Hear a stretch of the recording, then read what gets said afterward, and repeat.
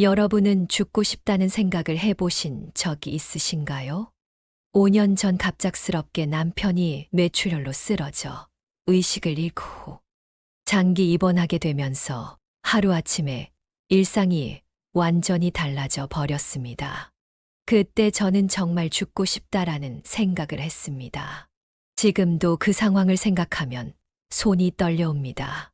그 지옥 같은 상황에서 내밀어준 성호 씨의 손길이 제 인생을 이렇게 완전히 바꿔놓을 줄은 상상도 못했습니다. 그날 이후 제 삶은 영화 주인공으로 바뀐 것 같았지만 결국 마지막엔 비극의 영화 주인공이 되어 있더군요. 그 영화 같던 스토리를 지금 여러분들께 들려드리려고 합니다. 사연을 시작하기 전 여러분께 꼭 부탁드리겠습니다. 여러분들이 구독, 좋아요, 알림 설정을 눌러주신다면 저에게 많은 힘이 될 것 같습니다. 댓글로 저에게 응원글도 남겨주실 수 있으니 많은 격려 부탁드리겠습니다. 그럼 제 이야기를 들려드리도록 하겠습니다. 평범한 아침이었어요. 남편은 평소처럼 일어나 맞은편 화장실로 들어갔습니다. 그런데 갑자기 쿵 하는 무언가 무거운 것이 떨어지는 소리가 들렸습니다. 화장실 문을 열자마자 바닥에 쓰러진 남편을 발견했습니다. 얼굴은 창백했고 눈은 감겨 있었으며 아무런 반응이 없었습니다. 당시 저는 모든 것이 꿈인 줄 알았습니다. 제가 다니던 대형마트에서 주간 근무를 앞두고 있었고 그날도 평소와 다름없이 출근 준비를 하고 있었습니다. 하지만 순식간에 모든 계획이 바뀌었고 남편은 응급실로 그리고 중환자실로 옮겨졌습니다. 뇌출혈이 심각합니다. 수술이 필요합니다. 의사의 말을 듣는 순간 다리에 힘이 빠졌습니다. 그날 이후로 제 인생은 병원과 집을 오가는 일상으로 완전히 바뀌었습니다. 수술은 성공적이었다고 했지만 남편은 의식을 되찾지 못했습니다. 처음 몇 개월은 대학병원 중환자실에 있다가 상태가 안정되자 장기 요양이 가능한 지금의 요양병원으로 옮겨왔습니다. 매일 아침 출근하듯 병원에 와서 저녁까지 남편 곁을 지키는 것이 제 일상이 되었습니다. 언제쯤 의식이 돌아올까요? 처음엔 매일같이 의사에게 물었습니다. 하지만 시간이 지날수록 그 질문의 빈도는 줄어들었고 이제는 거의 묻지 않게 되었습니다. 의사도 간호사도 더 이상 희망적인 대답을 주지 않으니까요. 상태가 안정적이니 지켜봐야 합니다. 매번 같은 대답만 들을 뿐입니다. 남편과 함께했던 35년의 세월이 주마등처럼 스쳐 지나갑니다. 특별히 화려하거나 부유한 삶은 아니었지만 서로 의지하며 평범하게 살아왔습니다. 남편은 중소기업에서 기술직으로 일했고 저는 대형마트에서 일했습니다. 두 아이를 키우며 작은 아파트 대출금을 갚아 나가는 평범한 부부였습니다. 이제 큰 아들은 결혼해서 서울에 살고 딸은 해외에서 공부하고 있습니다. 아이들은 가끔 전화로 안부를 묻지만 멀리 있어 자주 찾아오지는 못합니다. 처음엔 아이들에게 짐이 되기 싫어 다 괜찮다고 했지만 시간이 지날수록 외로움이 깊어져만 갔습니다. 남편의 병원비는 생각보다 많이 나왔습니다. 의료보험이 있지만 장기 입원에 따른 비용은 만만치 않았습니다. 결국 저는 35년간 일해온 대형마트를 퇴직해야 했습니다. 남편을 돌보면서 일을 병행하는 것이 불가능했기 때문입니다. 퇴직금과 적금을 털어 병원비를 감당했지만 5년이 지난 지금은 경제적으로도 많이 힘들어졌습니다. 남편의 건강보험과 제 노령연금으로 근근히 살아가고 있지만 앞으로가 더 걱정됩니다. 요양병원 병실에서 남편의 손을 잡고 있으면 때로는 그가 손을 꼭 쥐는 것 같은 착각이 듭니다. 의사는 그것이 단순한 반사작용일 뿐이라고 하지만 저는 남편이 저를 알아본다고 믿고 싶습니다. 여보, 오늘도 비가 와요. 당신이 좋아하던 비 내리는 소리예요. 매일 이렇게 말을 걸지만 돌아오는 건 심전도 모니터의 규칙적인 소리뿐입니다. 간혹 병실 옆자리에 새로운 환자가 오면 그 보호자와 이야기를 나누기도 합니다. 서로의 아픔과 고통을 나누며 위로받는 순간들이 있습니다. 하지만 대부분의 시간은 침묵 속에서 흘러갑니다. 미경 씨, 가끔은 집에서 쉬세요. 여기는 저희가 잘 돌볼게요. 간호사 선생님의 말씀에도 저는 쉽게 병원을 떠나지 못합니다. 혹시 제가 없는 사이에 남편에게 무슨 일이 생길까 걱정되기 때문입니다. 하루아침에 모든 것이 변했습니다. 함께 늙어가며 여행도 다니고 손주들도 돌보며 평범하게 살고 싶었던 꿈은 이제 그저 꿈으로만 남았습니다. 가끔은 왜 하필 우리에게 이런 일이 생겼을까 하는 원망도 들지만 그런 생각이 들 때마다 스스로를 다잡습니다. 35년간 함께한 인연을 이렇게 쉽게 포기할 수는 없습니다. 남편이 저를 위해 해줬던 모든 것들, 힘들 때 곁에 있어준 시간들을 생각하면 제가 지금 할 수 있는 일은 그의 곁을 지키는 것뿐입니다. 하지만 솔직히 말하자면 외롭습니다. 너무 외롭고 힘듭니다. 밤에 혼자 집에 돌아와 텅 빈 방을 보면 가슴이 무너집니다. 남편의 옷가지들, 신발, 그가 읽던 책들, 모든 것이 그대로인데 그 사람만 없습니다. 어제는 잠시 약해진 마음에 남편의 수면제를 들고 모든 것을 끝내고 싶다는 생각이 들었습니다.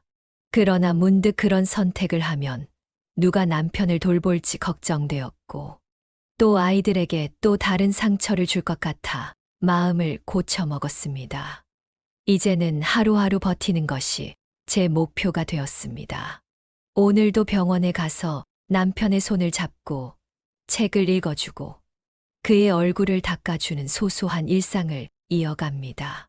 때로는 지치고 슬프지만 이것이 제가 선택한 사랑의 방식입니다. 매일 아침 요양병원으로 향하는 발걸음은 무겁지만 그것이 제가 할 수 있는 유일한 사랑의 표현입니다. 때로는 미래가 두렵고 불안하지만 오늘도 저는 남편의 손을 잡고 속삭입니다. 여보, 오늘도 왔어요. 저 여기 있어요. 그렇게 남편이 쓰러진 직후 그를 간호하기 위해 어렵게 일을 그만두고 요양병원과 집을 오가는 병간호에만 전념하는 힘겨운 생활을 이어갔습니다. 매일 아침 일어나면 가장 먼저 하는 일은 병원으로 향하는 버스를 타는 것이었습니다. 병실에서 하루 종일 남편 곁을 지키고 저녁에 지쳐 집으로 돌아와 혼자 식사를 하고 잠드는 일상의 반복이었습니다. 간호사들은 저를 성실한 보호자라고 불렀습니다. 매일 같은 시간에 병원에 와서 남편의 몸을 닦아주고 마사지를 해주고 말을 걸어주는 저를 보며 감탄했습니다. 하지만 그들은 제 마음속 외로움과 고통을 알지 못했습니다. 여보, 오늘은 간호사 선생님이 머리 감겨 주신대요. 내가 도와드릴게요.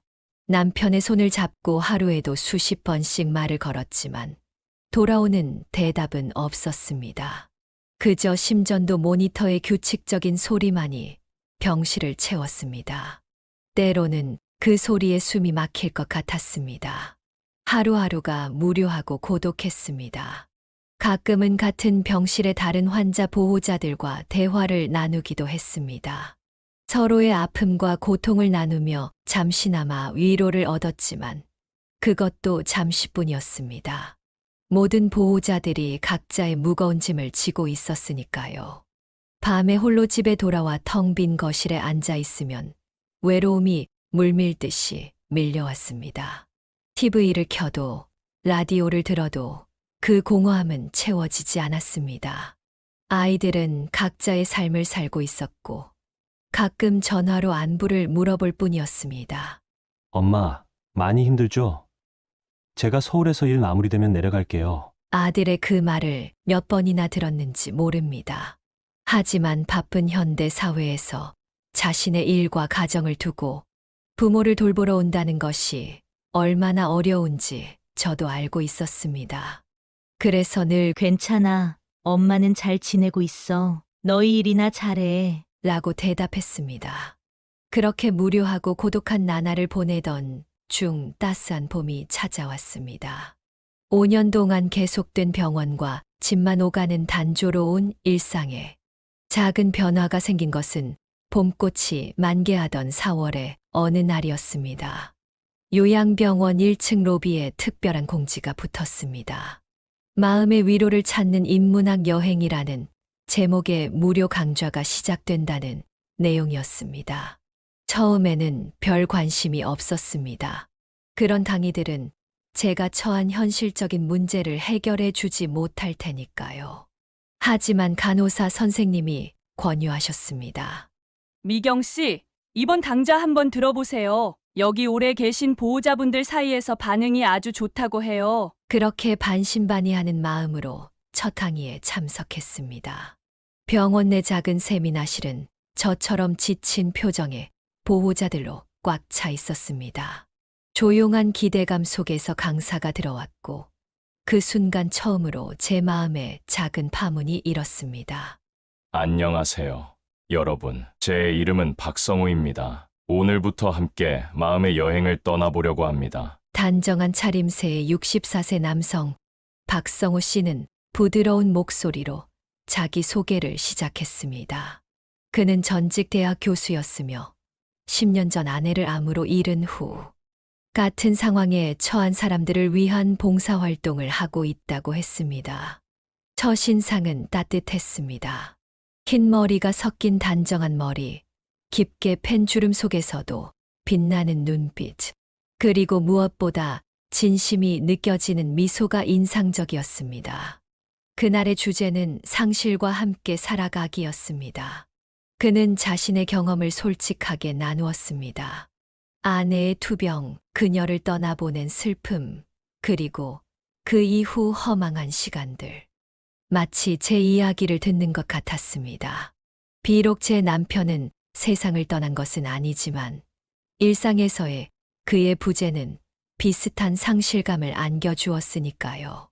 우리는 모두 어떤 형태로든 상실을 경험합니다. 하지만 상실 속에서도 우리는 삶을 이어가야 합니다. 그것이 사랑하는 이들이 우리에게 바라는 일이기도 하죠. 그의 말 한마디 한마디가 마음에 깊이 박혔습니다. 특히 그가 아내의 투병 시절 겪었던 감정들, 무력감과 분노, 그리고 절망, 그 모든 것이 지금 제가 겪고 있는 것과 너무 닮아 있어서 눈물이 나올 뻔했습니다. 강의가 끝나고 서로의 경험을 나누는 시간이 이어졌습니다. 처음엔 말하기를 망설였지만 다른 보호자들이 자신의 이야기를 나누는 것을 보며 용기를 얻었습니다. 제가 남편의 갑작스러운 발병과 5년간의 병간호로 힘들었던 마음을 이야기했을 때 성호 씨는 진심 어린 공감과 이해의 눈빛으로 경청해 주었습니다. 첫 강의가 끝난 후 성호 씨는 다음 주에 있을 두 번째 강의에 대해 안내했습니다. 주제는 일상에서 작은 위안 찾기였습니다. 그 순간 무언가에 이끌리듯 다음 주에도 오고 싶다는 생각이 들었습니다. 일주일 후 두 번째 강의에 참석했습니다. 이번에는 더 편안한 마음으로 세미나실에 들어설 수 있었습니다. 성호 씨는 참석자 모두의 이름을 기억하고 있었고 저를 보자 반갑게 인사했습니다. 미경 씨, 다시 오셨군요. 정말 반갑습니다. 그 작은 관심이 마음을 따뜻하게 했습니다. 두 번째 강의에서 성호 씨는 일상에서 작은 기쁨을 찾는 방법에 대해 이야기했습니다. 창밖의 하늘을 바라보기, 간단한 스트레칭으로 몸의 긴장을 풀기, 좋아하는 음악 듣기, 사소하지만 의미 있는 방법들이었습니다. 강의가 거듭될수록 성호 씨의 존재는 제 일상의 작은 빛이 되어갔습니다. 매주 화요일 그의 강의는 제가 기다리는 유일한 시간이 되었습니다.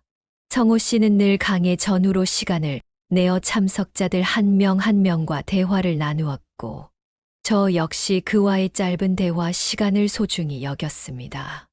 한 달 정도 지났을 때의 일입니다. 강의 후 성호 씨가 개인적으로 다가와 이야기를 건넸습니다.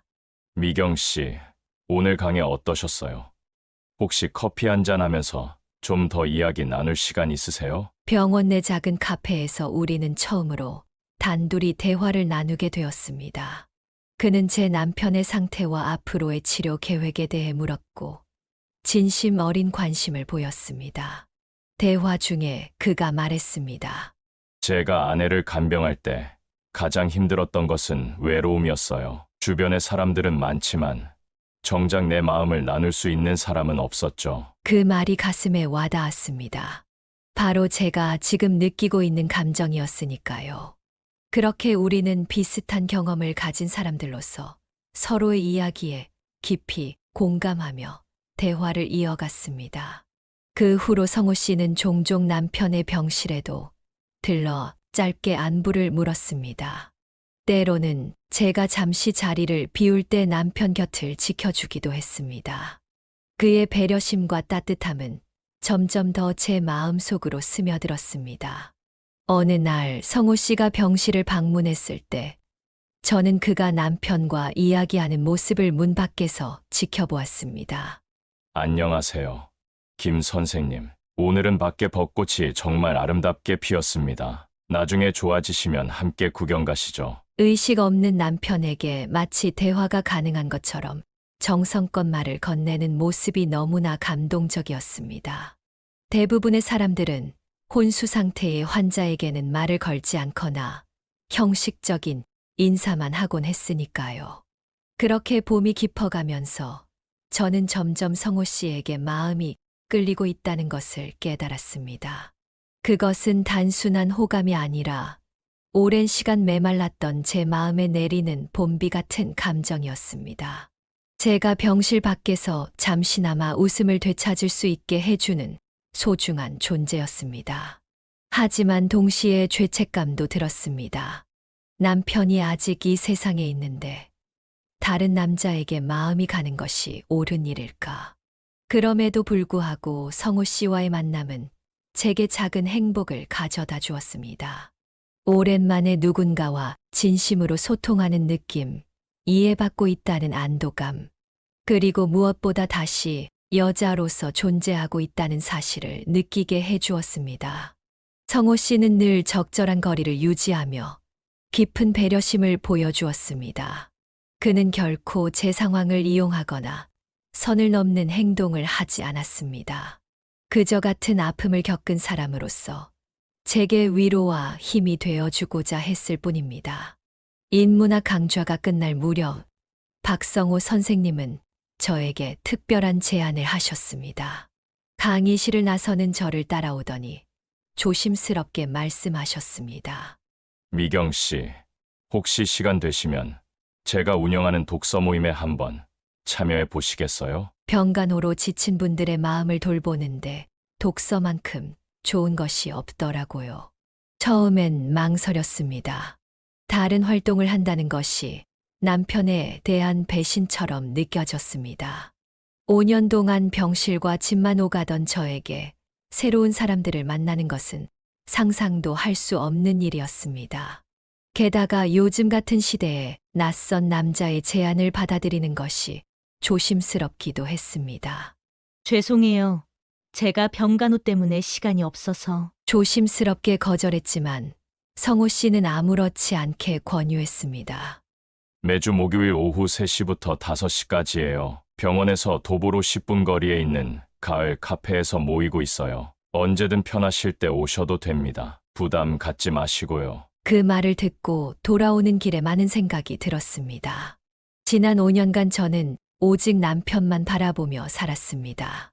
제 삶은 온통 병원 냄새와 소독약 냄새로 가득 차 있었고 유일한 대화 상대는 간호사와 의사뿐이었습니다. 문득 이런 삶이 언제까지 계속될지, 제 인생은 어떻게 될지 막막한 생각이 들었습니다. 일주일 동안 고민한 끝에 용기를 내어 독서 모임에 참석하기로 했습니다. 목요일 아침 평소보다 더 일찍 병원에 가서 남편의 상태를 살피고 간호사에게 당부했습니다. 오늘 잠시 개인적인 일이 있어서 2시간 정도 자리를 비울게요. 혹시 무슨 일 있으면 바로 연락 주세요. 간호사는 오히려 반가워하셨습니다. 미경 씨, 맘 편히 다녀오세요. 가끔은 자신을 위한 시간도 필요한 거예요. 김 선생님은 제가 잘 돌볼게요. 그렇게 처음으로 독서 모임에 발을 들였습니다. 가을 카페는 조용하고 아늑한 분위기의 작은 카페였습니다. 안쪽 테이블에는 이미 5명 정도가 모여 있었고, 성호 씨가 제일 먼저 저를 발견하고 반갑게 맞아주었습니다. 미경 씨, 오셨군요. 정말 반갑습니다. 여러분, 오늘 새로운 회원이 오셨어요. 김미경 씨입니다. 둥근 테이블에 앉은 사람들은 각자 자기소개를 해주었습니다. 중년 여성 2분은 저처럼 가족을 간병하는 보호자였고, 나머지는 은퇴한 교사, 주부, 그리고 대학생까지 다양했습니다. 모두 삶의 어느 지점에서 위로가 필요했던 사람들이었습니다. 그날의 책은 공지영의 우리들의 행복한 시간이었습니다. 죽음을 앞둔 사형수와 자살을 시도했던 여성의 이야기를 통해 삶의 의미와 용서, 그리고 희망에 대해 다룬 소설이었습니다. 책 내용을 간략히 정리한 후 성호 씨는 모두에게 느낀 점을 물었습니다. 처음에는 말을 꺼내기가 어려웠습니다. 5년 동안 거의 대화다운 대화를 나누지 않았으니까요. 하지만 다른 분들의 진솔한 이야기를 들으며 조금씩 마음의 문이 열렸습니다. 마침내 제 차례가 왔을 때 떨리는 목소리로 말했습니다. 소설 속 유정처럼 저도 종종 삶의 의미를 잃어버릴 때가 있어요. 남편이 의식 없이 누워있는 모습을 보면서 우리의 미래는 어떻게 될지 때로는 정말 견디기 힘들어요. 말을 하다 보니 눈물이 나왔습니다. 다들 조용히 경청해 주셨고, 특히 성우 씨는 깊이 공감하는 눈빛으로 저를 바라봤습니다. 제가 말을 마치자 그가 따뜻하게 말했습니다. 미경 씨의 이야기를 들으니 제 아내를 간병하던 시절이 떠오르네요. 그때 제가 가장 필요로 했던 건 누군가 제 이야기를 들어주는 것이었어요. 혼자가 아니라는 느낌. 그것이 저를 버티게 했죠. 그 말에 마음이 울컥했습니다. 정확히 지금 제가 필요로 하는 것이었으니까요. 모임이 끝나고 돌아가는 버스 안에서 오랜만에 마음이 가벼워지는 느낌이었습니다. 5년 동안 숨도 제대로 쉬지 못하고 달려온 것 같은데, 잠시나마 숨을 돌릴 수 있는 시간이 주어진 기분이었습니다. 다음 주에도 독서 모임에 참석했습니다. 이번에는 더 편안한 마음으로 카페 문을 열 수 있었습니다. 모두가 반갑게 맞아주었고, 특히 성호 씨는 제가 오는 것을 기다렸다는 듯이 미소 지었습니다. 그날의 책은 김영하의 살인자의 기억법이었습니다. 알츠하이머병에 걸린 노인의 이야기를 통해 기억과 정체성에 대해 생각해보는 소설이었습니다. 토론 중에 저는 남편의 상태에 대해 솔직하게 이야기했습니다. 의사들은 남편이 의식을 되찾을 가능성이 매우 낮다고 했지만, 저는 여전히 희망을 놓지 않고 있다고요. 때로는 남편이 저를 알아보는 것 같은 순간들이 있다고 말했습니다. 그때 성호 씨가 진지한 표정으로 말했습니다. 저는 아내가 떠나기 전날 밤, 그녀가 저를 알아봤다고 확신해요. 의사들은 불가능하다고 했지만 그녀의 눈빛이 달랐어요. 미경 씨, 그런 순간들을 소중히 여기세요. 그게 진짜일 수도 있으니까요. 그 말이 큰 위로가 되었습니다. 의학적으로는 설명할 수 없지만 사랑하는 사람 사이에는 특별한 연결이 있다는 그의 믿음이 저에게도 전해진 것 같았습니다.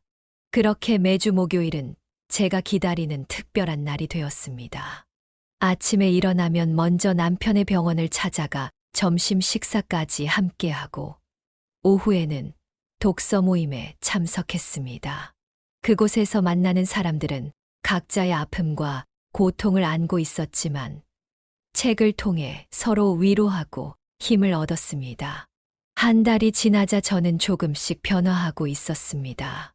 병원에서도 간호사들이 알아차릴 정도였습니다. 미경 씨, 요즘 표정이 밝아 보여요. 뭔가 좋은 일 있으세요? 독서 모임에서 나누는 대화와 토론은 제게 새로운 시각을 가져다 주었습니다.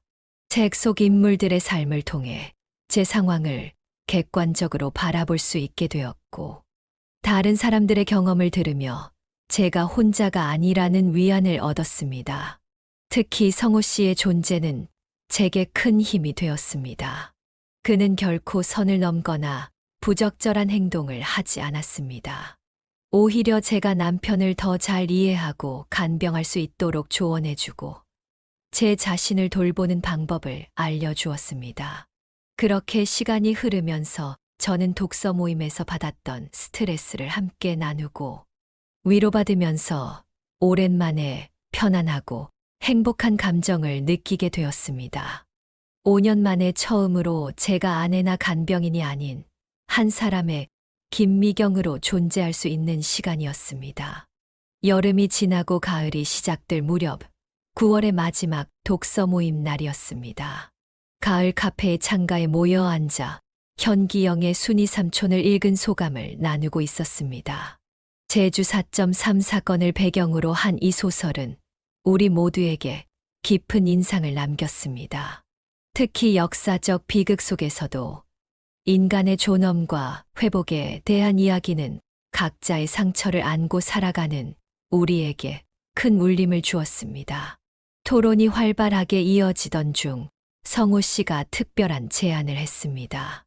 다들 책을 통해 많은 것을 느끼셨을 텐데, 실제 역사적 현장을 직접 둘러보면 더 깊은 이해가 가능할 것 같아요. 다음 달에 제주도로 문학 탐방을 떠나는 건 어떨까요? 그 말에 모두가 흥미를 보였습니다. 하루 이틀이 아닌 3박 4일 일정으로 소설 속 배경이 된 장소들을 직접 방문하며 심도 있는 토론을 이어가자는 계획이었습니다.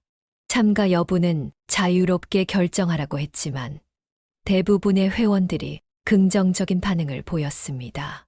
저는 망설였습니다. 남편을 두고 3박 4일이나 떠난다는 것이 가능할까? 하지만 성호 씨는 제 상황을 이해한다는 듯 따로 이야기를 건넸습니다. 미경 씨, 부담 갖지 마세요. 남편분 상황이 걱정되시면 참여하기 어려우실 테니까요. 하지만 혹시 가능하시다면 이번 기회가 미경 씨에게도 잠시나마 숨을 돌릴 시간이 될 수 있을 것 같아서요. 집으로 돌아와 고민했습니다. 5년 동안 단 하루도 남편 곁을 떠나본 적이 없었습니다. 하지만 최근 독서 모임을 통해 느낀 작은 행복과 위안은 분명 제 삶의 변화를 가져왔습니다. 마음속 깊이 억눌러왔던 갈증이 조금씩 해소되는 기분이었습니다. 결정적으로 병원의 담당 간호사 김 선생님이 등을 떠밀어 주었습니다. 미경 씨, 잠시 다녀오세요. 남편분은 저희가 잘 돌볼게요. 오히려 미경 씨가 계속 이렇게 지치면 장기적으로 더 힘들어질 수 있어요. 결국 용기를 내어 제주도 문학 탐방에 참여하기로 했습니다. 남편의 보험금으로 병원비를 미리 결제하고 간호사들에게 세세한 부탁을 남기고 아들에게도 짧게 연락했습니다. 처음엔 놀라는 기색이었지만 오히려 좋은 휴식이 될 거라며 응원해 주었습니다. 10월 초 우리 독서 모임 회원 6명은 제주행 비행기에 올랐습니다. 출발하는 순간까지도 마음이 무거웠지만 푸른 하늘을 날아가는 비행기 안에서 문득 해방감이 느껴졌습니다. 5년 만에 처음으로 남편과 병원을 벗어나 다른 세계로 향하고 있다는 사실이 믿기지 않았습니다. 제주도에 도착해 렌터카로 이동하는 동안 성호 씨는 운전석에서 4.3 사건의 역사적 배경을 차분히 설명해 주었습니다. 소설 속 주인공 순이 삼촌이 겪었던 아픔을 생각하며 역사의 현장들을 하나씩 방문했습니다. 북촌 너분숭이 기념관, 관어정지, 다랑쉬 마을 등 소설 속에 등장했던 장소들을 직접 보니 책으로만 읽었을 때와는 다른 깊은 감정이 일었습니다. 이곳에서 수많은 사람들이 죽음을 맞이했습니다. 하지만 그 아픔을 넘어 지금 우리가 이곳에서 그들을 기억하고 있다는 것, 그것이 중요한 의미를 가진다고 생각합니다. 성호 씨의 말에 모두가 숙연해졌습니다. 비극적인 역사의 흔적을 돌아보며 저는 문득 우리 각자가 안고 있는 개인적인 아픔과 상실에 대해 생각했습니다. 소설 속 사람들처럼 우리도 각자의 상처를 안고 살아가고 있지만 그럼에도 불구하고 삶은 계속된다는 것을. 둘째 날 저녁, 우리는 소설 속 장면들에 대해 깊이 토론하며 숙소의 작은 테라스에 모여 앉았습니다. 바다가 내려다 보이는 전망이 아름다웠고 누군가 와인을 꺼내 한 잔씩 나누었습니다. 점차 밤이 깊어지고 대화는 더욱 진솔해졌습니다. 한 명, 두 명 방으로 돌아가고 결국 테라스에는 저와 성호 씨만 남게 되었습니다. 달빛 아래 바다를 바라보며 우리는 평소보다 더 깊은 이야기를 나누기 시작했습니다. 성호 씨는 아내의 투병과 죽음 이후 자신이 얼마나 절망했는지, 그리고 어떻게 다시 삶의 의미를 찾아갔는지 털어놓았습니다. 저 역시 남편의 갑작스러운 발병으로 무너진 삶, 끝없는 병간호의 고단함, 때로는 느껴지는 외로움과 절망에 대해 말했습니다. 가끔은 정말 숨이 막힐 것 같아요. 남편을 사랑하지만 때로는 이 상황이 언제까지 계속될지 생각하면 두렵고 외롭습니다. 제 고백에 성호 씨는 조용히 손을 내밀어 제 손을 잡았습니다. 저는 그때 마음속으로 굉장히 당황했습니다. 하지만 그 따뜻한 손길에서 오랫동안 느끼지 못했던 위안과 공감을 느꼈습니다. 달빛과 바다 소리, 그리고 와인의 은은한 향기가 어우러진 그 순간, 우리는 서로를 바라보았습니다. 그의 눈빛에서 제 마음과 같은 감정을 읽었습니다. 5년 동안 억눌러온 감정들이 한순간에 폭발했습니다. 우리는 서로를 향해 몸을 기울였고, 그렇게 처음으로 입술이 닿았습니다. 짧은 순간이었지만, 그 키스에는 우리의 모든 외로움과 갈망, 위로와 이해가 담겨 있었습니다. 그의 눈빛에는 망설임과 죄책감, 그리고 깊은 갈망이 뒤섞여 있었습니다. 잠시 침묵이 흘렀고 그는 조심스럽게 제 손을 잡았습니다. 그의 손에서 단호함이 느껴졌습니다. 저는 아무 말도 할 수 없었습니다. 대신 그의 손을 더 단단히 잡았습니다. 성호 씨는 그 답을 이해한 듯 조용히 일어나 저를 그의 방으로 안내했습니다. 문이 닫히고 우리는 다시 한번 서로의 눈을 바라보았습니다. 달빛만이 비치는 어두운 방 안에서 성호 씨는 조심스럽게 저에게 다가왔습니다.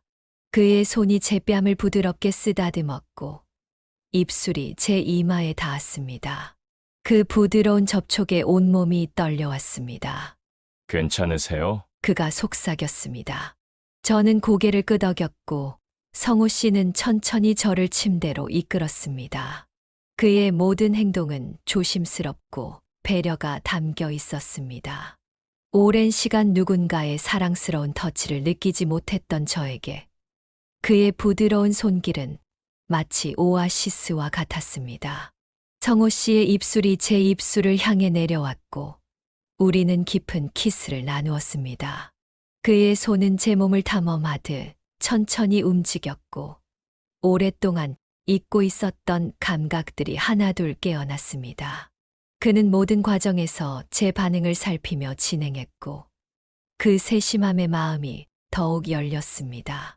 달빛이 비추는 침대 위에서 성호 씨는 제 옷을 하나씩 벗겨주었습니다. 제 몸이 드러날 때마다 그는 경이로움을 담은 눈빛으로 바라보았고 그 시선에 부끄러움보다는 여자로서의 자신감이 되살아났습니다. 그의 손길은 때로는 부드럽게, 때로는 열정적으로 제 몸 곳곳을 어루만졌습니다. 우리가 하나가 되었을 때 시간이 멈춘 것 같았습니다. 성호 씨는 끊임없이 제 눈을 바라보며 사랑을 속삭였고 저는 그의 품에 안겨 모든 것을 내어주었습니다. 그는 제 감정과 욕망을 완벽하게 이해하고 충족시켜 주는 것 같았습니다. 그 밤, 저는 오랫동안 잊고 있었던 감정들을 다시 느꼈습니다. 여자로서의 욕망, 누군가에게 사랑받고 있다는 감각, 그리고 살아있다는 확신. 성호 씨의 리드 아래 저는 스스로도 몰랐던 열정을 발견했습니다. 이성적으로는 잘못된 선택이라는 것을 알면서도 감정적으로는 거부할 수 없는 순간이었습니다. 그의 품에 안겨 있는 동안만큼은 모든 걱정과 고통, 죄책감이 사라졌습니다. 다음 날 아침 눈을 떴을 때 성호 씨의 품에 안겨 있는 제 모습에 현실감이 밀려왔습니다. 창밖으로 보이는 제주의 아침 풍경은 아름다웠지만 마음 한편에는 죄책감이 스며들기 시작했습니다. 남편이 병원 침대에 무력하게 누워있는 동안 저는 다른 남자의 품에서 밤을 보냈던 것입니다. 성호 씨는 제 표정을 읽었는지 조용히 하지만 단호하게 말했습니다. 후회하지 마세요. 미경 씨, 저흰 그저 서로의 아픔을 이해하고 위로해 줬을 뿐이에요. 남은 일정 동안 우리는 다른 회원들 앞에서는 평소와 다름없이 행동했습니다. 하지만 눈빛이 마주칠 때마다, 손이 스치듯 닿을 때마다 그 밤의 기억이 되살아났습니다.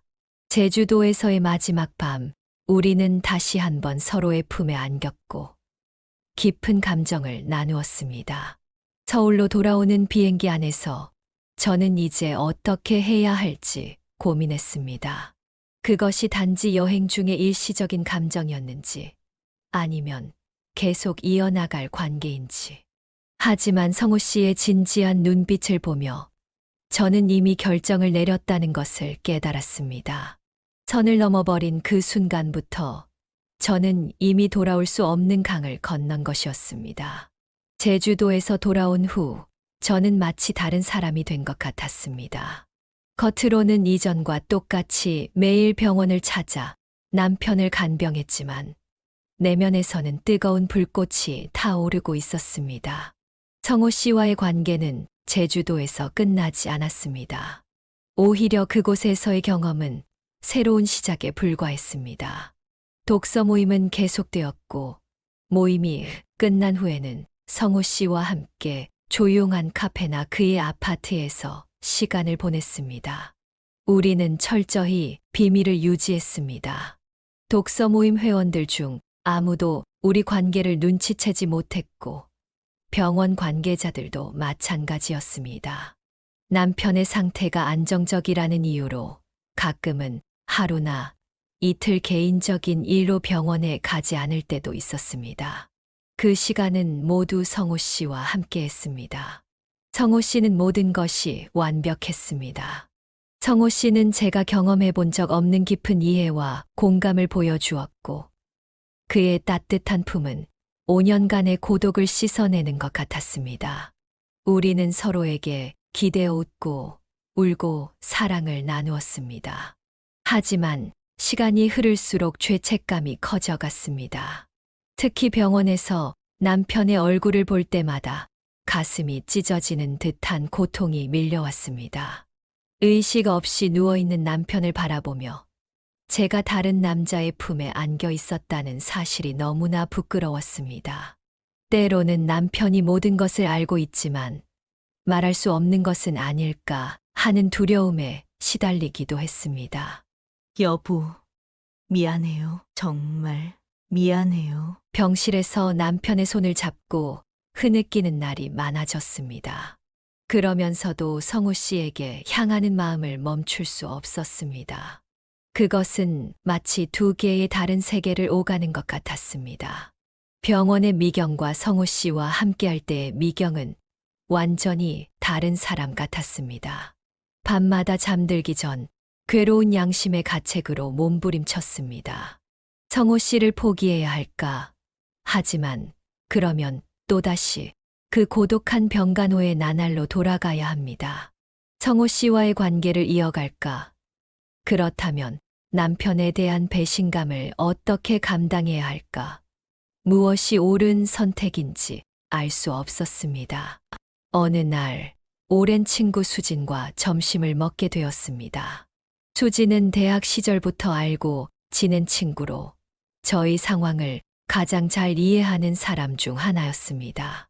말하지 않아도 제 얼굴에 어떤 변화가 있다는 것을 눈치챈 모양이었습니다. 미경아, 무슨 일 있어? 얼굴이 달라 보여. 그동안 혼자 짊어져 온 비밀과 고통이 한꺼번에 쏟아져 나왔습니다. 하지만 직접적으로 제 이야기라고 하기에는 부끄러워서 가상의 친구 이야기로 포장했습니다. 내 친구 이야기인데 남편이 5년째 의식불명 상태로 누워 있는데 최근에 다른 남자를 만나게 됐어. 그런데 너무 괴로워하더라고. 어떻게 해야 할까? 수지는 잠시 침묵했다가 진지한 표정으로 말했습니다. 그 친구에게 꼭 이야기해줘. 인생은 짧아. 행복을 미루지 말라고. 남편이 정말 그 친구를 사랑한다면 그녀가 혼자 고통받는 것을 원하지 않을 거야. 법적으로도 의식불명 상태의 배우자와 이혼이 가능하다고 들었어. 새로운 사랑을 찾는 게 어떨까? 수진의 의견은 제게 큰 위로가 되었습니다. 하지만 같은 주제로 다른 친구 미연에게 물었을 때는 완전히 다른 반응을 들었습니다. 뭐, 남편이 죽지도 않았는데 다른 남자랑 사귀고 있다고? 말이 안 되지? 그건 명백한 배신이야. 아프나 건강하나, 좋을 때나 나쁠 때나라는 결혼 서약은 어디 갔어? 그 친구한테 당장 그 관계를 끝내라고 해. 미연의 날카로운 비난에 가슴이 찢어지는 듯 했습니다. 두 친구의 상반된 의견 사이에서 저는 더욱 혼란스러워졌습니다. 누구의 말이 옳은 걸까? 제 마음이 원하는 것은 무엇일까? 그런 고민 속에서도 성우 씨와의 관계는 계속되었습니다. 그는 제 갈등을 이해했고 어떤 결정을 내리든 존중하겠다고 했습니다. 어느 날 밤 성우 씨의 아파트에서 함께 저녁을 먹은 후 그가 따뜻한 눈빛으로 저를 바라보며 조심스럽게 말했습니다. 미경 씨, 우리 이대로도 괜찮아요. 당신이 준비될 때까지 기다릴 수 있어요. 서두를 필요 없어요. 그 말에 안도감과 동시에 더 큰 죄책감이 밀려왔습니다. 성호 씨는 제 갈등을 이해하고 배려해주고 있었지만 그런 그의 따스함이 오히려 제 양심을 더 무겁게 짓눌렀습니다. 그는 비밀 관계를 유지하는 것에 불편함을 느끼지 않는 것 같았지만 저는 매일 밤 잠들기 전 이 갈등 속에서 괴로워했습니다. 때로는 이 관계를 끝내야 한다고 생각했지만 성호 씨를 떠나 다시 그 고독한 병간호의 나날로 돌아간다는 생각만으로도 숨이 막혔습니다. 밤마다 잠 못 이루며 고민했고 병실에서 남편의 얼굴을 바라볼 때마다 눈물이 흘렀습니다.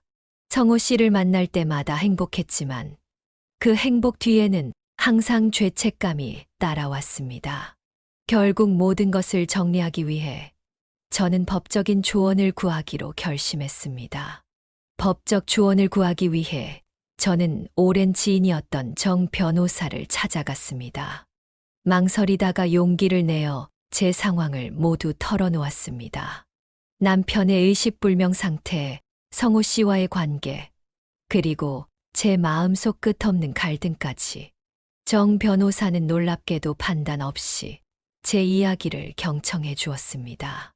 그리고 제가 전혀 알지 못했던 사실을 알려주었습니다. 미경 씨, 사실 우리나라에서도 장기간 의식불명 상태에 빠진 배우자와의 이혼이 법적으로 가능합니다.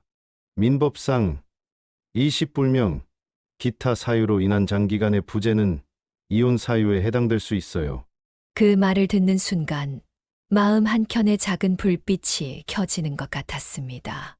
이것이 해결책이 될 수 있을까? 하지만 동시에 죄책감도 더 커졌습니다. 아직 살아있는 남편과 이혼을 한다는 것은 제가 상상해 본 적 없는 일이었습니다. 집으로 돌아와 밤새 고민했습니다. 창밖으로 보이는 달빛이 유난히 차갑게 느껴졌습니다. 이혼을 선택한다면 그것은 정말 옳은 일일까? 하지만 현실적으로 남편이 의식을 되찾을 가능성은 매우 낮다고 의사들은 계속 말해왔습니다. 저는 이대로 평생을 기다려야 할까요? 몇 주간의 고민 끝에 저는 의사와 상담을 했습니다. 남편의 상태에 관해 솔직한 의견을 구했습니다. 김 선생님의 상태는 여전히 안정적이지만 의식 회복 가능성은 시간이 갈수록 낮아지고 있습니다. 물론 의학은 항상 예측 불가능한 부분이 있지만 현재 상황에서는 큰 변화를 기대하기 어렵습니다. 의사의 말을 듣고 나서 저는 성호 씨에게 제 고민을 털어놓았습니다. 그는 여전히 저를 이해하고 지지해 주었지만 그의 눈빛 속에서 기대감을 읽을 수 있었습니다. 그도 우리가 정식으로 함께할 수 있기를 바라고 있었습니다. 결국 저는 이혼 소송을 제기하기로 결심했습니다. 그 결정은 제 인생에서 가장 어려운 선택 중 하나였습니다. 법원에 서류를 제출하는 날, 손이 떨려 펜을 제대로 잡을 수 없었습니다. 서명을 하는 순간 35년의 결혼 생활이 이렇게 끝난다는 사실이 믿기지 않았습니다. 이혼 소송은 생각보다 복잡했습니다. 특수한 상황이라 법원에서는 여러 증거와 증언을 요구했고 의료진의 진단서와 의견서도 필요했습니다. 무엇보다 힘들었던 것은 주변 사람들의 시선이었습니다. 소식을 들은 몇몇 친척들은 노골적으로 저를 비난했습니다. 의식 없는 사람을 버리다니 어떻게 그럴 수 있어? 멀리 살던 시누이까지 찾아와 날카롭게 따져 물었습니다. 저는 그저 고개를 숙이고 침묵할 수밖에 없었습니다. 어떤 설명도 그들의 분노를 가라앉힐 수 없었으니까요. 아들은 처음에 충격을 받았지만 놀랍게도 점차 이해하는 모습을 보였습니다. 엄마, 솔직히 처음엔 이해하기 어려웠어요. 하지만 엄마도 인생이 있잖아요. 아빠도 엄마가 행복하길 바라셨을 거예요. 아들의 그 말에 눈물이 흘렀습니다. 그의 지지는 이 힘든 과정에서 큰 위안이 되었습니다. 법원 심리가 계속되는 몇 개월 동안 저는 감정적으로 큰 롤러코스터를 탔습니다. 법정에 설 때마다 심장이 터질 것 같았고 판사의 질문에 답할 때는 목이 메어 말이 제대로 나오지 않았습니다. 때로는 이 모든 것을 포기하고 싶다는 생각도 들었지만 성호 씨의 존재가 저에게 힘이 되었습니다. 미경 씨, 당신은 잘못한 게 없어요. 결혼은 둘이 함께하는 것이지만 한 사람만 남겨진 상황에서 평생을 그렇게 살라고 요구하는 건 너무 가혹합니다. 그의 말은 제게 용기를 주었습니다. 그리고 마침내 6개월의 소송 끝에 법원은 저의 이혼 청구를 받아들였습니다. 판사는 피고의 건강 상태와 회복 가능성, 원고의 상황 등을 종합적으로 고려할 때 이혼이 인정된다고 판결했습니다. 법원을 나오는 순간 복잡한 감정이 밀려왔습니다.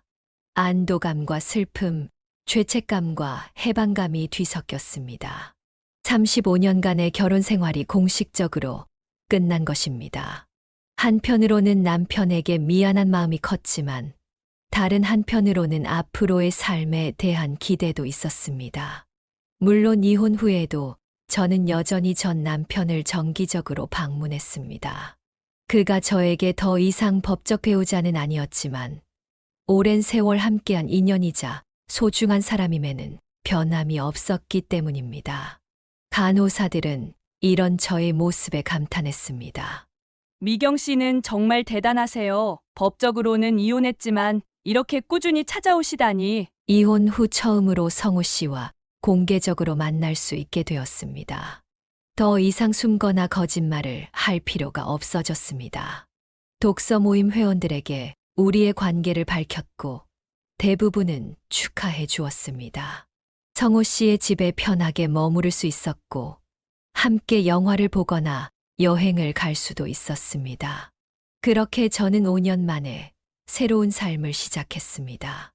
오랜 시간 고통과 갈등 속에서 내린 결정이었지만 이제는 성호 씨와 함께 미래를 꿈꿀 수 있게 되었습니다. 그것은 쉽게 얻은 행복이 아니었기에 더욱 소중했습니다. 이혼 후 처음 2달은 정말 꿈 같았습니다. 성호 씨와 함께 영화를 보러 가고 식사를 하고 공원을 산책하는 등 평범한 연인들처럼 데이트를 즐겼습니다. 더 이상 누구의 눈치도 볼 필요 없이 죄책감 없이 우리의 관계를 이어갈 수 있다는 것이 너무나 행복했습니다. 35년간의 결혼 생활과 5년간의 병간호 끝에 저는 마침내 제 자신의 행복을 찾아가는 것 같았습니다. 그러나 얼마 지나지 않아 작은 변화들이 느껴지기 시작했습니다. 성호 씨가 약속 시간에 자주 늦거나 갑자기 약속을 취소하는 일이 잦아졌습니다. 전화를 걸어도 받지 않을 때가 많았고, 통화 중에 갑자기 지금 통화하기 어려워요. 라며 서둘러 전화를 끊곤 했습니다. 처음에는 그저 바쁜거려니 생각했습니다. 그는 여러 병원과 복지관에서 강의를 하는 사람이니까요. 하지만 이상한 문자 메시지를 우연히 보게 된 날부터 의심이 커지기 시작했습니다. 함께 저녁을 먹던 중 그의 핸드폰에 메시지가 왔는데 화면에 오늘 저녁 약속 여전히 유효한가요? 기다리고 있어요. 라는 내용이 보였습니다. 성호 씨는 재빨리 핸드폰을 뒤집어 놓고는 아무 일도 없었다는 듯이 행동했습니다. 그날 이후 저는 그의 행동을 더 유심히 관찰하게 되었습니다. 독서 모임에서 그가 다른 여성들과 상호작용하는 방식, 특히 한 명의 여성과 나누는 미묘한 눈빛 교환이 신경 쓰였습니다. 그 여성은 최근에 모임에 들어온 사람으로 남편을 암으로 잃고 혼자 사는 50대 중반의 여성이었습니다. 의심이 커지면서 마음이 불안해졌습니다. 하지만 확신이 없었기에 쉽게 물어볼 수 없었습니다. 그러던 어느 날 우연히 독서 모임의 오래된 회원인 윤 선생님과 마주치게 되었습니다. 동네 마트에서 장을 보던 중이었는데 그녀가 먼저 다가와 인사했습니다. 미경 씨, 요즘 잘 지내세요? 성호 선생님과 잘 돼가나 봐요? 그 질문에 저는 미소를 지으며 고개를 끄덕였지만 윤 선생님의 표정이 묘하게 느껴졌습니다. 무언가 말하고 싶어 하는 것 같았습니다. 용기를 내어 물었습니다. 윤 선생님, 혹시 제가 알아야 할 것이 있나요? 그녀는 잠시 망설이다 조심스럽게 말을 꺼냈습니다. 사실 성호 선생님이 독서 모임에서 다른 여성들과도 특별한 관계를 맺고 있다는 소문이 있어요. 제가 몇 년 전부터 독서 모임에 참여했는데 그동안 비슷한 패턴을 몇 번 봤거든요. 그 말을 듣는 순간 가슴이 무너지는 것 같았습니다. 하지만 아직 확신할 수 없었기에 더 자세히 알아보기로 했습니다. 며칠 동안 저는 조용히 주변 사람들을 통해 정보를 모았습니다. 독서 모임의 다른 회원들, 병원의 간호사들, 그리고 성호 씨가 강의했던 다른 기관의 사람들까지 조각조각 모인 정보들이 하나의 그림을 완성했습니다. 충격적인 진실이 드러났습니다. 성호 씨는 독서 모임을 통해 저뿐만 아니라 여러 여성과 깊은 관계를 맺고 있었던 것입니다. 현재도 독서 모임의 새 회원인 그 여성과 관계를 진행 중이었고, 다른 병원의 독서 모임에서도 비슷한 관계가 있다는 소문이 있었습니다. 그의 패턴은 항상 비슷했습니다. 배우자를 잃었거나 간병 중인 중년 여성들을 감정적으로 지지해 주다가 점차 더 깊은 관계로 발전시키는 것이었습니다. 진실을 알게 된 날 밤, 저는 잠을 이룰 수 없었습니다. 제가 특별하다고 생각했던 관계, 제가 모든 것을 걸고 선택했던 사랑이 그저 그의 오래된 게임의 일부였다니. 배신감과 분노, 수치심이 한꺼번에 밀려왔습니다. 다음 날 저는 그를 직접 만나 진실을 확인하기로 했습니다. 성호 씨의 아파트를 찾아갔고 문을 열자마자 모든 것을 물었습니다. 성우 씨, 솔직하게 말해주세요. 당신은 다른 여성들과도 나와 같은 관계를 맺고 있나요? 그는 잠시 침묵했다가 놀랍게도 전혀 당황하지 않은 표정으로 대답했습니다. 미경 씨가 그런 이야기를 들었군요. 사람들이 오해한 거예요. 물론 저는 여러 사람들과 가깝게 지내지만 그건 제 일의 특성상 어쩔 수 없는 부분이에요. 그의 목소리는 차분했지만 눈빛에서 진실성을 찾을 수 없었습니다. 저는 더 구체적인 증거들을 언급했고, 그제서야 그는 약간의 동요를 보였습니다. 하지만 여전히 모든 것을 부인하려 했습니다. 절망감에 휩싸인 채 저는 마지막 질문을 던졌습니다. 독서 모임에 새로 온 최 여사님과도 특별한 관계인가요? 그 질문에 그의 표정이 굳어졌고 마침내 그는 가면을 벗었습니다. 놀랍게도 그의 태도는 갑자기 냉담하고 거만해졌습니다. 지금까지 제가 알던 따뜻하고 배려심 깊은 성우 씨는 온데간데 없고 완전히 다른 사람이 눈앞에 서 있는 것 같았습니다. 그의 눈빛에서 지금까지 한 번도 보지 못했던 차가움이 느껴졌습니다. 다들 외로워서 원해서 만난 건데 당신도 결국 원하는 걸 얻지 않았나요? 당신은 남편 곁을 떠나 자유를 얻었고 저는 당신에게 그동안 필요한 위로와 사랑을 주었어요. 서로 윈윈 아닌가요? 그 말을 듣는 순간 저는 그동안 제가 얼마나 순진했는지 깨달았습니다. 저에게는 진심이었던 관계가 그에게는 단지 잘 짜인 각본의 한 장면에 불과했던 것입니다. 제가 인생의 큰 결정을 내리고 모든 것을 걸었던 그 관계가 그에게는 일상적인 게임이었다는 현실이 가슴을 쳤습니다. 당신, 어떻게 이럴 수 있어요? 내가 얼마나 고통스러운 시간을 거쳐 이혼을 결정했는지 알잖아요. 그런데 그게 당신에게는 그저 말을 잇지 못하고 목이 메었습니다.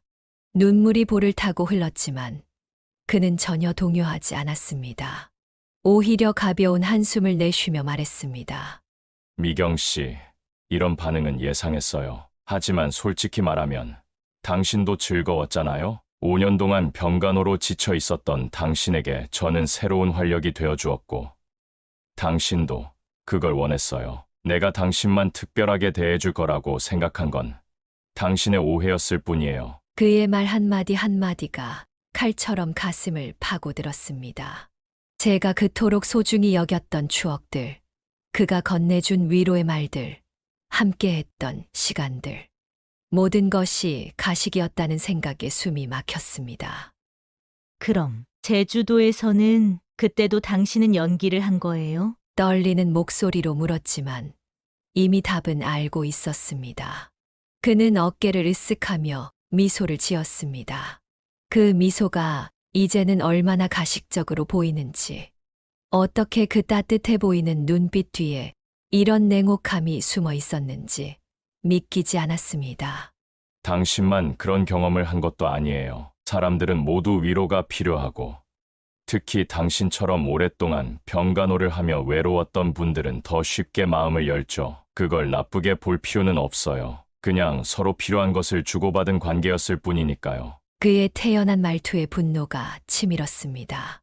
단 한 번도 그가 이렇게 차갑고 계산적인 사람일 줄은 몰랐습니다. 그와 함께했던 모든 순간들이 머릿속을 스쳐 지나갔습니다. 그가 병실에서 남편에게 건네던 친절한 말들, 독서 모임에서의 따뜻한 조언들, 제주도에서의 감동적인 순간들, 모든 것이 거짓이었다고 생각하니 가슴이 찢어질 것 같았습니다. 당신 같은 사람이 어떻게 남의 아픔을 이용해 이런 짓을 할 수 있어요? 당신이 상처 준 사람이 저뿐만 아니라는 걸 알아요. 당신은 몇 명의 여성들을 이렇게 속였어요? 그런 질문에도 그는 전혀 죄책감을 보이지 않았습니다. 오히려 제가 과잉 반응을 하고 있다는 듯 짜증스러운 표정을 지었습니다. 이런 대화는 의미 없어요. 미경 씨, 더 이상 만나지 않는 것이 좋겠어요. 당신도 이제 충분히 경험했으니 새 삶을 시작하세요. 우리 관계는 여기까지입니다. 그 말을 끝으로 그는 저를 아파트 밖으로 안내했습니다. 문이 닫히는 소리와 함께 저는 완전히 무너져 내렸습니다. 계단에 주저앉아 한동안 움직일 수 없었습니다. 온몸에 힘이 빠진 것 같았고 머릿속은 혼란스러웠습니다. 그의 아파트를 나와 거리를 걸으며 쏟아지는 눈물을 멈출 수 없었습니다. 지나가는 사람들이 의아한 시선으로 저를 바라봤지만 신경 쓸 여력조차 없었습니다. 집으로 돌아가는 내내 제 모든 선택을 되돌아보았습니다. 35년의 결혼 생활, 5년의 병간호, 그리고 이혼이라는 인생의 큰 결정까지 모두가 한 남자의 거짓된 사랑 때문이었다니 너무나 허무했습니다. 집에 도착해서도 한동안 멍하니 앉아 있었습니다. 자책과 후회, 분노와 슬픔이 뒤섞여 가슴을 짓눌렀습니다. 어떻게 이렇게 쉽게 속았을까? 왜 더 신중하게 판단하지 못했을까? 이제 와서 깨닫고 보니 모든 징후가 있었는데도 저는 그것을 무시했습니다. 성호 씨가 때때로 보이던 비일관적인 행동들, 갑작스러운 약속 취소, 의미심장한 문자 메시지들. 사랑에 눈이 멀어 모든 것을 보지 못했던 것입니다. 그날 밤 저는 끊임없이 자신을 원망했습니다. 남편을 배신했다는 죄책감, 그토록 쉽게 속았다는 자괴감, 그리고 인생의 큰 결정을 잘못 내렸다는 후회가 밀려왔습니다. 베개를 적시며 흐느끼다 지쳐 잠들었지만 꿈속에서도 성호 씨의 냉담한 표정과 말들이 계속 따라왔습니다. 다음 날 아침 거울 속에 비친 제 모습은 완전히 초췌했습니다. 붓고 충혈된 눈, 창백한 얼굴, 마치 영혼이 빠져나간 것 같았습니다. 이대로는 안 되겠다는 생각에 병원 심리 상담사를 찾아갔습니다. 미경 씨, 많이 힘드셨겠네요. 하지만 자신을 너무 책망하지 마세요. 이런 일은 누구에게나 일어날 수 있어요. 상담사의 위로에도 불구하고 제 마음속 상처는 쉽게 아물지 않았습니다. 며칠 동안 집에 틀어박혀 아무것도 하지 못한 채 허망한 시간을 보냈습니다. 식욕도 없었고 잠도 제대로 오지 않았습니다. 가끔 전화기가 울려도 받을 의욕조차 없었습니다. 어느 날 아침 문득 남편 생각이 났습니다. 이혼 후에도 종종 병원을 찾아갔지만 성호 씨와의 관계에 집중하면서 점차 방문 횟수가 줄어들었던 것이 사실입니다. 갑자기 그 사실이 가슴을 찔렀습니다. 남편에 대한 의무와 약속을 저버린 것은 물론 다른 남자와의 관계를 위해 35년의 결혼 생활까지 포기했던 제 선택이 얼마나 어리석었는지 동감했습니다. 그날 오후 저는 요양병원으로 향했습니다. 현관을 들어서자 간호사들이 놀란 표정으로 저를 맞이했습니다. 시련의 아픔 때문인지 제 얼굴이 굉장히 수척해 보였나 봐요. 미경 씨, 오랜만이에요. 잘 지내셨어요? 간호사의 질문에 대답하지 못하고 그저 미소만 지었습니다. 남편의 병실로 향하는 발걸음이 무거웠습니다. 문을 열고 들어서자 변함없이 침대에 누워있는 남편의 모습이 보였습니다. 조금 더 수척해진 것 같았지만 여전히 평화로운 얼굴이었습니다. 침대 곁에 앉아 그의 손을 잡았습니다.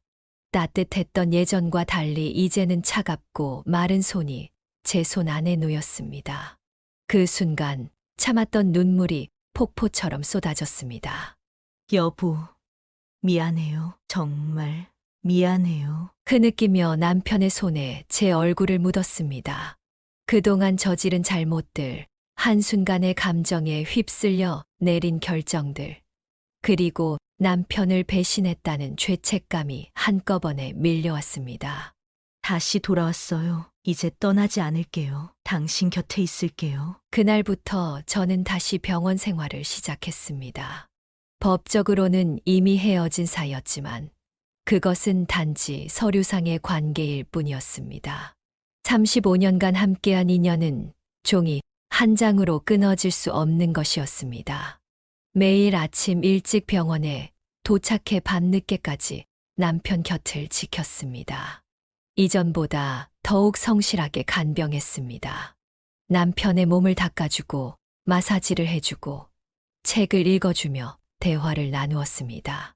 물론 그는 대답할 수 없었지만 저는 계속해서 말을 걸었습니다. 병원 직원들은 제 변화에 놀라워했습니다. 예전에도 성실한 보호자였지만 이제는 더욱 헌신적으로 남편을 돌보는 모습이 달라 보였나 봅니다. 미경 씨, 요즘 더 자주 오시네요. 무슨 일 있으세요? 간호사의 질문에 저는 그저 미소로 답했습니다. 제 인생의 큰 실수와 깨달음을 설명하기에는 너무 복잡하고 아픈 이야기였으니까요. 밤이면 남편의 손을 잡고 그날 있었던 일들을 이야기했습니다.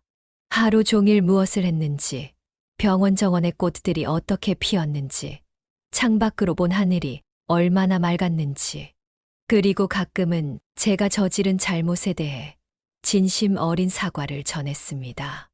여보, 내가 얼마나 어리석었는지 몰라요. 당신이 이렇게 누워있는 동안 나는 용서해줘요. 정말 미안해요. 물론 이미 혼수 상태인 남편은 제 말을 들을 수 없었습니다. 그가 깨어 있었다면 얼마나 실망하고 상처받았을까 생각하면 가슴이 미어졌습니다. 하지만 그래도 계속해서 사과했습니다. 그것이 제가 할 수 있는 유일한 일이었으니까요. 시간이 흐르면서 저는 점차 평온을 찾아갔습니다. 성호 씨에 대한 분노와 배신감은 여전했지만 그것보다 남편에 대한 미안함과 책임감이 더 컸습니다. 제 잘못을 만회하기 위해 남은 시간 동안 최선을 다해 남편을 돌보기로 다짐했습니다. 병원에서는 간병인을 고용할 것을 권했지만 저는 거절했습니다. 모든 것을 제 손으로 직접 하고 싶었습니다. 그것이 제 속죄의 방식이었습니다.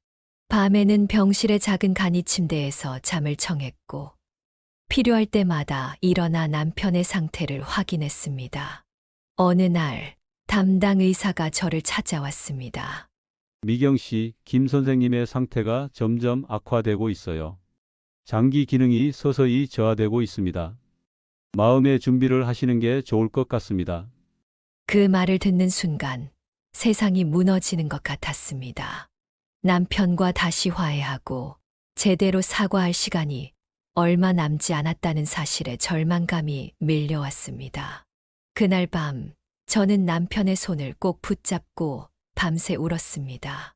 제발 조금만 더 버텨줘요. 내가 잘못했어요. 다시 시작할 수 있게 기회를 주세요. 하지만 의학적 현실은 냉혹했습니다. 의사의 예상대로 남편의 상태는 점점 나빠졌고 기계의 도움이 더욱 필요해졌습니다. 그럼에도 저는 희망을 버리지 않았습니다. 매일 그의 귀에 속삭였습니다. 여보, 당신은 강한 사람이잖아요. 꼭 이겨낼 수 있어요. 내가 여기 있어요. 간호사들은 제게 휴식을 취하라고 권했지만 저는 한시도 남편 곁을 떠나지 않았습니다. 그가 깨어나든 아니든 마지막 순간까지 함께하고 싶었습니다. 법적으로는 이미 남이 되었지만 제 마음속에서는 여전히 제 남편이었으니까요. 그렇게 다시 시작된 병간호는 제게 새로운 의미를 가져다 주었습니다. 이전에는 의무감에서 시작된 간병이었다면 이제는 진정한 사랑과 속죄의 마음으로 남편을 돌보는 시간이 되었습니다. 비록 그가 제 말을 듣지 못하고 제 사과를 받아들일 수 없다 하더라도 그 과정 자체가 제게는 치유가 되었습니다. 남편의 상태는 날이 갈수록 악화되었습니다. 의사들은 장기 기능이 하나둘씩 멈추고 있다고 했습니다. 저는 그의 손을 놓지 않고 매일을 병원에서 보냈습니다. 때로는 그에게 책을 읽어주고 때로는 우리의 추억을 이야기했습니다. 5일 정도 지난 새벽 3시쯤이었습니다. 갑자기 울리는 전화벨 소리에 잠에서 깼습니다. 아들의 다급한 목소리가 수화기 너머로 들려왔습니다. 엄마, 지금 병원에서 연락이 왔어요. 아버지가 갑자기 상태가 나빠지셨대요. 빨리 병원으로 가보세요. 저도 지금 서울에서 출발할게요. 순간 심장이 멎는 것 같았습니다. 허둥지둥 옷을 껴입고 택시를 불러 병원으로 달려갔습니다. 병원 복도는 한밤중임에도 분주했고 남편의 병실 앞에는 의료진들이 모여 있었습니다. 멀리서도 그들의 표정만 봐도 이미 무슨 일이 일어났는지 직감적으로 알 수 있었습니다. 미경 씨 정말 유감입니다. 갑자기 심장 기능이 멈췄어요. 최선을 다했지만 의사의 말이 끝나기도 전에 병실로 뛰어들어갔습니다. 남편은 마치 잠든 것처럼 평화롭게 누워 있었습니다. 하지만 심전도 모니터에는 더 이상 그 익숙한 선이 움직이지 않았고 그의 손은 차갑게 식어 있었습니다. 아니에요. 이럴 순 없어요. 남편의 몸에 엎드려 울었습니다. 3년 동안의 병간호, 그리고 다시 돌아와 함께한 시간들. 끝내 그는 한마디 말도 없이 아무런 반응도 없이 떠나버렸습니다. 그에게 제대로 사과할 기회조차 얻지 못한 채 모든 것이 끝나버렸습니다. 새벽에 달려온 아들은 저를 부축해 의사실로 데려갔습니다. 그곳에서 우리는 죽음의 원인과 앞으로의 절차에 대한 설명을 들었습니다. 모든 것이 꿈만 같았습니다. 아직도 믿기지 않았습니다. 방금 전까지만 해도 그의 손을 잡고 있었는데, 이제는 영원히 그 손을 잡을 수 없다니. 장례 준비는 아들이 주도적으로 해주었습니다. 비록 법적으로는 이혼한 상태였지만, 오랜 세월 함께한 부부였기에 아무도 그것을 문제 삼지 않았습니다. 오히려 주변 사람들은 이혼했음에도 끝까지 간병했다며 저를 위로했습니다. 그런 위로가 더 가슴 아팠습니다. 그들은 제가 남편을 배신했던 일을 모르니까요. 장례식장은 생각보다 많은 조문객으로 붐볐습니다. 남편이 군 생활을 했던 동료들, 직장 동료들, 그리고 요양병원의 의료진들까지 많은 사람들이 그를 기억하고 있었습니다. 검은 상복을 입고 영정 앞에 앉아 있으면서 저는 남편의 사진을 보며 끊임없이 눈물을 흘렸습니다. 어머니, 너무 자책하지 마세요. 아버지도 이해하실 거예요. 아들의 위로에도 눈물은 멈추지 않았습니다. 그가 정말 이해할 수 있을까요? 의식 없이 누워있는 동안 아내가 다른 남자와 관계를 맺고 심지어 이혼까지 했다는 사실을 아무리 생각해도 용서받을 수 없는 일이라고 느꼈습니다. 장례식 내내 저는 형식적인 인사와 위로의 말들을 받으며 자동적으로 움직였습니다. 하지만 내면에서는 끊임없이 자책과 후회의 목소리가 울려 퍼졌습니다. 이런 결말을 알았다면 그런 선택을 하지 않았을 텐데, 왜 그렇게 어리석었을까? 왜 그렇게 쉽게 유혹에 넘어갔을까? 발인 날 남편의 관이 장례식장을 떠날 때 저는 그의 마지막 가는 길을 배웅하며 무너져 내렸습니다. 이제 정말 끝이구나. 다시는 그에게 사과할 수도 용서를 구할 수도 없다는 현실이 저를 덮쳤습니다. 화장장에서 그의 유고를 받아들고 납골당에 앉지 않은 순간까지 눈물은 마르지 않았습니다. 35년간의 결혼 생활, 그리고 3년간의 병간호. 그 모든 시간이 이렇게 끝나다니 믿기지 않았습니다. 장례를 마치고 빈 집으로 돌아왔을 때 고요함이 저를 압도했습니다. 이제 더 이상 병원에 갈 필요도 남편을 돌볼 일도 없습니다. 그저 혼자만의 시간과 후회, 그리고 죄책감만이 남았습니다. 밤이 되면 더욱 견디기 힘들었습니다. 잠들기 전 남편의 사진을 보며 말을 걸기도 했습니다. 여보, 오늘도 미안해요. 정말 미안해요. 그렇게 매일 밤을 지새우며 울었습니다. 식욕도 없었고 잠도 제대로 오지 않았습니다. 체중이 급격히 줄고 얼굴은 헬쑥해졌지만 그것조차 신경 쓰지 않았습니다. 그것은 제가 져야 할 짐이라고 생각했으니까요. 시간이 흘러도 영원히 용서받지 못할 선택을 저질렀다는 극심한 슬픔과 죄책감은 사라지지 않았습니다. 아들은 가끔 전화로 제 상태를 물었고 서울로 올라오라고 권했지만 저는 이 집에 남기로 했습니다. 남편과의 추억이 담긴 이 공간에서 제 잘못을 기억하며 살아가는 것이 제가 할 수 있는 유일한 속죄라고 생각했습니다. 병원 심리 상담사는 제게 전문적인 치료를 권했습니다. 저는 상담을 받기 시작했지만 마음속 깊은 곳에 자리 잡은 아픔은 쉽게 치유되지 않았습니다. 그것은 평생 안고 가야 할 상처였습니다. 남편의 사진을 보며 매일 밤 대화를 나누는 것이 일상이 되었습니다. 그날 있었던 일들, 생각났던 추억들, 그리고 반복되는 사과. 비록 그가 들을 수 없지만 그것이 제게는 작은 위안이 되었습니다. 여보, 내가 얼마나 후회하는지 알아요? 그때로 돌아갈 수만 있다면 절대 그런 선택을 하지 않을 거예요. 용서해 주세요. 장례식 이후 몇 개월 동안 저는 집과 납골당을 오가는 생활을 했습니다.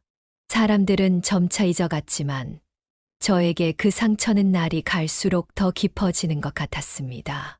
사진 속에서 미소 짓고 있는 남편을 볼 때마다 제가 그 미소를 배신했다는 죄책감이 마음을 찢었습니다. 그렇게 저는 마음속 깊은 곳에 지울 수 없는 아픔을 간직한 채 하루하루를 살아갔습니다. 언젠가는 이 고통이 조금이라도 줄어들까요? 아니면 평생 이렇게 살아가야 할까요? 그 답을 알 수 없었지만 한 가지 확실한 것은 제 인생에서 가장 큰 실수를 했다는 것, 그리고 그것은 결코 되돌릴 수 없다는 사실이었습니다. 남편의 장례를 치른 후 현실적인 문제가 저를 기다리고 있었습니다. 슬픔에 잠겨 있을 시간도 없이 생계를 위한 일자리를 찾아야 했습니다. 퇴직금과 적금은 남편의 병원비와 장례비로 대부분 소진되었고, 이제는 혼자서 생활비를 벌어야 했습니다. 35년 동안 대형마트에서 일했던 경력을 살려 다시 취업을 시도했지만 62세라는 나이 때문에 번번이 거절당했습니다. 큰 마트들은 저보다 훨씬 젊은 직원들을 원했고, 결국 동네 작은 마트의 계산원 자리를 겨우 구할 수 있었습니다. 첫 출근 날 떨리는 마음으로 마트에 도착했습니다. 대형 마트에서는 매장 책임자였던 제가 이제는 작은 마트의 계산원으로 일하게 된 것입니다. 주인은 간단하게 계산대 사용법만 알려주고 바로 업무를 시작하게 했습니다. 일은 생각보다 힘들었습니다. 오랜 시간 서 있어야 했고 무거운 물건들을 옮겨야 할 때도 많았습니다. 몸이 예전 같지 않아 속도가 느렸고, 그런 모습을 본 젊은 직원들은 저를 업무에 방해가 되는 존재로 여기는 것 같았습니다. 창고에서 물건을 정리하던 중 우연히 20대 여직원들의 대화가 들렸습니다. 저 할머니는 진짜 일이 너무 느려. 내가 2배는 더 빨리 하는데 같은 월급 받는다니 억울해. 맞아. 무거운 물건도 못 들고 포스기도 잘 다루지 못하면서 대체 왜 채용한 거야? 가슴이 찢어지는 듯 했지만 소리내어 항의할 수도 없었습니다. 그저 더 열심히 일하는 것만이 제가 할 수 있는 일이었습니다. 매일 아침 일찍 출근해 다른 직원들보다 먼저 매장을 청소하고 퇴근 시간이 지나도 남아서 정리를 했습니다. 하지만 그런 노력에도 불구하고 동료들의 시선은 달라지지 않았습니다. 주인은 저를 불러 작은 목소리로 조언했습니다. 미경 씨, 젊은 직원들이 좀 불만이 있는 것 같아요. 속도를 좀 더 내야 할 것 같은데. 나이가 있으셔서 힘드시겠지만 어쩔 수 없어요. 그 말에 대답할 말이 없었습니다. 최선을 다하고 있는데도 이제는 나이 때문에 그 최선의 기준이 달라져 버렸습니다. 오랫동안 전문성을 인정받으며 일해온 제가 이제는 느리고 무능한 할머니로 취급받는 현실이 너무 서글펐습니다. 직원 휴게실에서 혼자 점심을 먹는 날이 많아졌습니다. 젊은 직원들은 저를 그들의 대화에 초대하지 않았고, 가끔 제가 다가가면 갑자기 대화 주제를 바꾸곤 했습니다.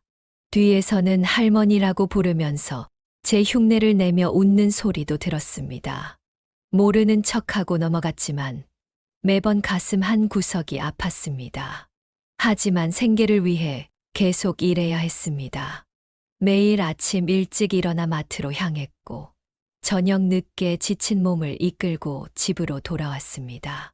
고된 하루를 마치고 돌아오는 길에 문득 남편 생각이 났습니다. 그가 살아 있었다면 이렇게 힘든 생활을 하지 않아도 됐을 텐데. 하지만 그런 생각은 금세 떨쳐버렸습니다. 이 모든 것은 제 선택의 결과였고 저는 그 결과를 받아들여야 했습니다. 그런 고통스러운 하루하루 속에서 작은 위안을 찾은 것은 지역 복지관에서의 봉사활동이었습니다. 일주일에 2번, 퇴근 후 2시간씩 독거노인들에게 식사를 배달하는 봉사를 시작했습니다. 처음에는 단순히 마음의 위안을 찾기 위해 시작했지만 점차 그 활동이 제게 큰 의미를 가져다 주었습니다. 미경 씨, 오늘도 와줘서 고마워요. 당신이 가져다 주는 밥이 제일 맛있어. 고령의 할머니께서 건네신 그 말 한마디가 마트에서 겪은 하루의 서러움을 씻어주는 것 같았습니다. 저보다 더 어려운 환경에서 살아가는 분들을 보며 제 상황이 그래도 감사할 일이라는 것을 깨달았습니다. 봉사활동을 통해 만난 사람들은 저를 있는 그대로 받아들여 주었습니다. 나이나 지위, 과거의 실수 등은 중요하지 않았고 그저 서로를 돕고 위로하는 따뜻한 관계였습니다. 그곳에서 저는 조금씩 마음의 평화를 찾아갔습니다. 시간이 흐르면서 저는 과거의 어리석었던 선택을 평생 속죄하는 마음으로 받아들이기 시작했습니다.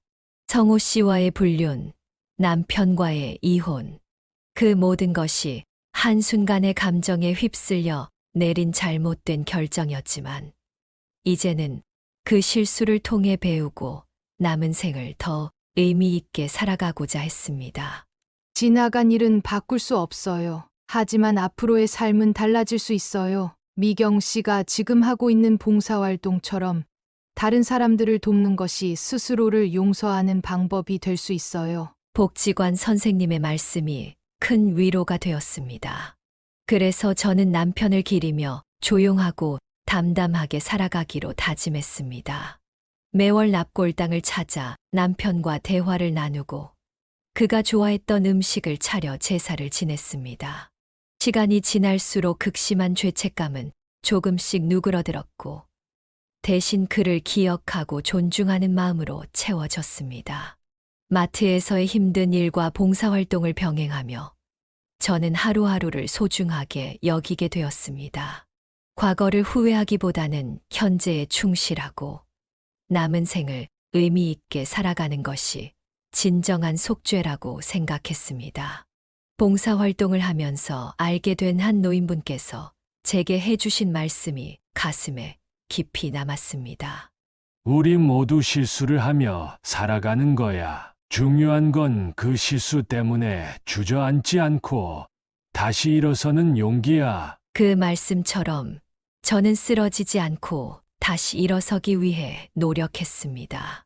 비록 마트에서는 젊은 직원들에게 무시당하고 뒷담화의 대상이 되지만 봉사활동에서는 존중받고 감사받는 존재로 살아갔습니다. 그 대비 속에서 저는 진정한 가치가 어디에 있는지 깨달았습니다. 이제 저는 62세, 아직 긴 여정이 남아 있습니다. 때로는 외롭고 때로는 힘들지만 저는 남편을 기리는 마음으로 묵묵히 걸어갈 것입니다. 과거의 실수를 교훈 삼아 앞으로는 더 현명하고 따뜻하게 살아가고자 합니다. 그것이 제가 할 수 있는 최선의 속죄이자 남편에 대한 진정한 사랑의 표현이라고 믿습니다. 여러분, 인생에는 누구나 실수와 후회의 순간이 있지만 그것을 어떻게 받아들이고 앞으로 나아가느냐가 중요하다는 것을 함께 느끼셨길 바랍니다.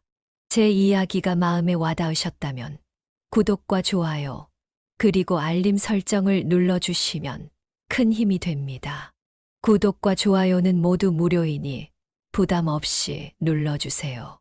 여러분의 한 번의 클릭이 더 많은 이야기를 나눌 수 있는 기회를 만듭니다. 또한 댓글로 여러분의 생각이나 비슷한 경험을 나눠주시면 서로에게 위로와 용기가 될 수 있을 것 같습니다. 인생의 지혜를 함께 나누는 소중한 시간이 되었으면 합니다.